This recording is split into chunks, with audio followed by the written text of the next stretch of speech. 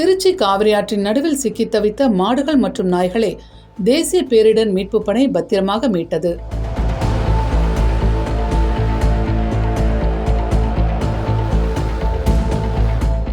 திருச்சி மாவட்டம் முசிறி வட்டம் ஆமூர் கிராமத்தில் காவிரி ஆற்றின் நடுவே 6 மாடுகள் 3 நாய்கள் உள்ளிட்ட விலங்குகள் சிக்கிக் கொண்டன. இதுகுறித்து கிராம மக்கள் மாவட்ட நிர்வாகத்திற்கு தகவல் தெரிவித்தனர். இதையடுத்து அங்கு விரைந்த தேசிய பேரிடர் மீட்பு படை வீரர்கள் டீம் கமாண்டர் கலையரசன் தலைமையில் படகு மூலமாக அங்கு சென்று கால்நடைகளை பத்திரமாக மீட்டு கிராம மக்களிடம் ஒப்படைத்தனர். திருச்சி முக்கொம்பிற்கு 1,30,000 கன அடி நீர் வந்து கொண்டிருக்கிறது. 1,02,000 கன அடி நீர் கொள்ளிடத்திலும் 28,000 கன அடி நீர் காவிரியிலும் திறந்துவிடப்பட்டுள்ளது.